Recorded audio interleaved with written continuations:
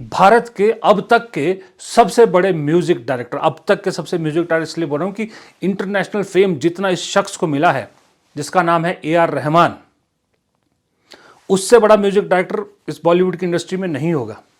अब जब उसने बॉलीवुड की सच्चाई खोल के सामने रखी तो पूरी की पूरी राइट विंग गैंग और उनके नेता, उनके सर्वे सर्वा ए आर रहमान के पीछे पड़ गए। ए आर रहमान ने क्या गलत बोला?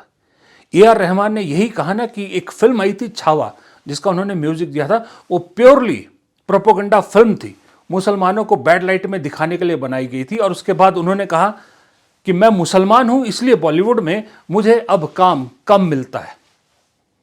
ये तो बॉलीवुड के अंदर की सच्चाई है, इसमें क्या झूठ है? क्योंकि बॉलीवुड जो इस वक्त चला रहे हैं वो लोग चला रहे हैं जो सत्ता के नजदीक हैं, जो सत्ता के जो है पावर रखते हैं, उनसे सब डरते हैं, उनसे कोई पंगा नहीं लेता और जैसा वो चाहते हैं, जिसको चाहते हैं उसको काम मिलता है। इसमें क्या बुरी बात है? बस रहमान का ये कहना था। तो देखिए ये ट्रोल गैंग कैसे उनके पीछे पड़ गई। और सबसे बड़ी बात, रहमान को इस बात पे जलालत भेजी जा रही है कि वो तो कन्वर्टेड मुसलमान है, वो तो हिंदू थे।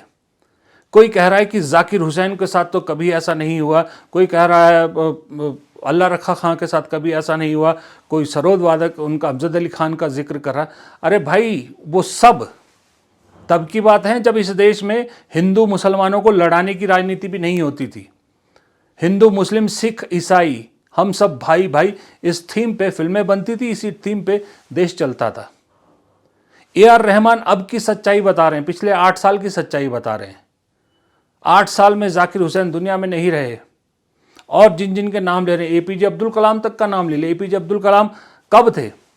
जब अटल बिहारी वाजपेयी थे तब राष्ट्रपति बनाए गए थे। और मजे की बात, वही सो कॉल्ड बाबा या साधु जो भी कहे, नित्यानंद, वो क्या कहते हैं एपीजे अब्दुल कलाम के बारे में? कहते हैं एपीजे अब्दुल कलाम इस देश के सबसे बड़े आतंकी बोलते हैं वो।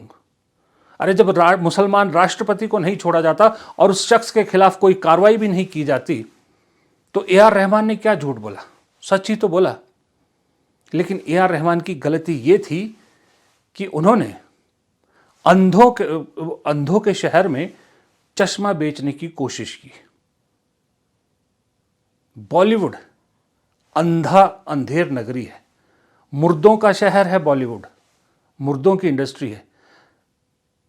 सिर्फ सांस लेने से जिंदा नहीं होते, जमीर मर चुका है सबका।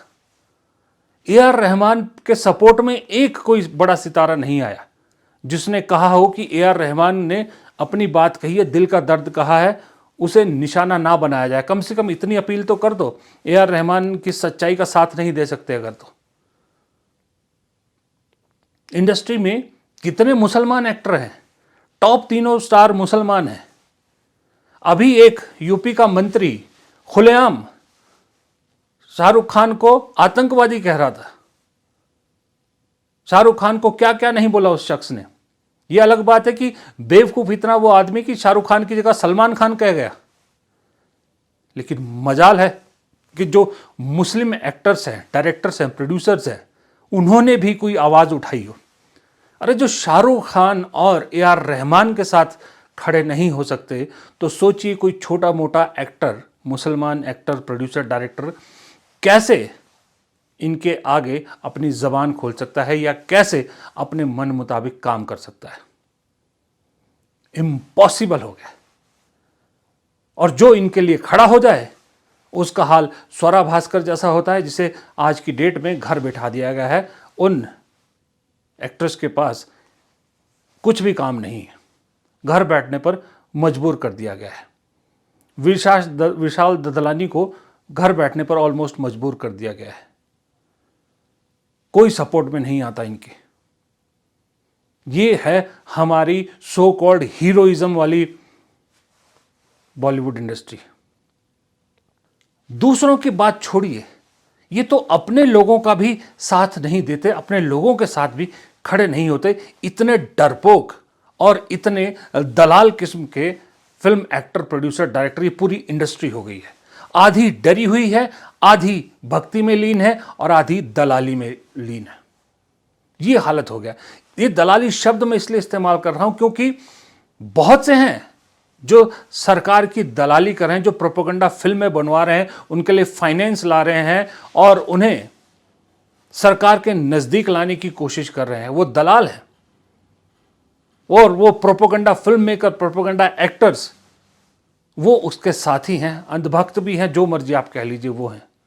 और बाकी वो हैं जो डर के मारे चुप बैठे। 14 से पहले बड़े ट्वीट किया करते थे, बड़े सवाल पूछा करते थे। आज रीढ़ की हड्डी बची नहीं है। बड़े से बड़े, छोटे से छोटे स्टार किसी की मान लीजिए, और जो आवाज उठाता है, गलत को गलत बोलता है, बॉलीवुड की सच्चाई बताता है, उसका कोई साथ देने भी नहीं आता सामने। शर्म की बात यह है। स्वरा भास्कर के साथ क्या हुआ आपको मालूम? विशाल ददलानी हमेशा निशाने पे रहते हैं, जॉन अब्राहम, और अब फिर कहते हैं हम तो हीरो बनाते हैं, और फिर लेक्चर दिया जाता है कि फिल्में तो समाज का आईना होती हैं। कहां पर, किस समाज में इन लोगों ने देखा कि जहां मुसलमानों को सिर्फ और सिर्फ नेगेटिव उस किरदार में देखे गए हो मुसलमान? बताइए मुझे। मुझे याद है, मैं आज तक चैनल में हुआ करता था चंडीगढ़ में, 2010 से पहले की बात है ये। पंजाब के एक डीजीपी हुआ करते थे, जैदी साहब, मुस्लिम थे डीजीपी, और वो पत्रकारों के साथ काफ़ी मिलनसार थे। हम अक्सर मुलाकातें होती थी, तो उनका जो दोस्त थे उनके, वो मुसलमानों से कहीं ज़्यादा हिंदू दोस्त थे। ईद हो, कुछ हो, वो सबसे ज़्यादा हिंदू लोगों को बुलाते थे, हम पत्रकारों को भी बुलाते थे। वो कहते थे कि इसमें मैं धर्म को कभी सोचा ही नहीं कि मैं मुसलमान हूँ, आप हिंदू हैं, मैंने कभी इस एंगल से सोचा ही नहीं। एपीजे अब्दुल कलाम के बारे में तो क्या ही कहना, वो तो सबको मालूम ही है। मुझे नहीं मालूम कि कैसे ये फिल्में, प्रोपेगेंडा फिल्में, कैसे समाज का आईना हो सकती है। कैसे छावा, धुरंधर जैसी फिल्में बाकायदा मखमल में लपेट के जहर घोलती हैं इस सोसाइटी में। ये कहाँ से आइडियाज़ आ रहे हैं और कौन सी सोसाइटी में इन्होंने ये सब होते देखा है? कौन सी सोसाइटी में ऐसा होता है कि जहां सिर्फ और सिर्फ एक ही धर्म के लोगों को निशाना बनाया जाता है? चलिए माना घुसपैठी होते कोई, या छोटे मोटे आतंकी संगठन हो, समझ में आया। 30 करोड़ के आसपास मुसलमान हैं इस देश में, मेरे ख्याल से अप्रॉक्सीमेटली 20% से ज़्यादा आबादी है। सबको एक ही नज़र से, सबको एक ही तराजू में तोला जा रहा है। कमाल हो गई।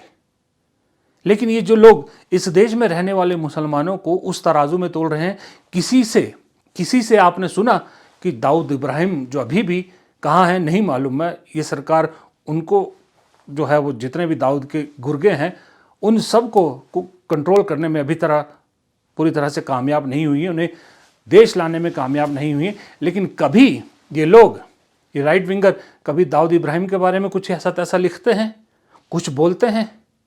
कभी नहीं बोलेंगे। ये सिर्फ उन्हीं लोगों को निशाना बनाते हैं जो कमज़ोर होते हैं, या उन लोगों को निशाना बनाते हैं जिनसे इन्हें फेम मिलता है, जिनसे इनके 2 रुपये बनते हैं पर ट्रोल के हिसाब से। इसलिए ये लोग ऐसे लोगों को निशाना बनाते हैं। लेकिन एक चीज़ यहाँ भी मैं कहना चाहूँगा, यहाँ थोड़ा सा वक्त नाजुक है, वक्त खिलाफ है, तो थोड़ा सा मुसलमानों को भी सावधान रहने की ज़रूरत है।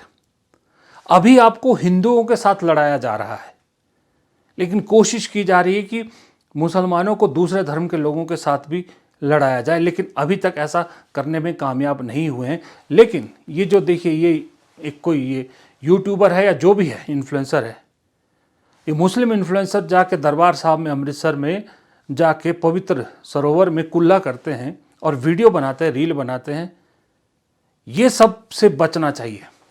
ये लोग जिम्मेदार हैं। कल को अगर सिख और मुसलमानों के बीच में भी कोई विवाद पैदा हो जाए तो ऐसे लोग जिम्मेदार होते। तो ऐसे लोग बचते क्यों नहीं ऐसी चीज़ों से, मुझे समझ नहीं आता। जब मालूम है कि आपकी कौम को टारगेट किया जा रहा है, फिर आप ऐसी हरकतें क्यों करते हैं?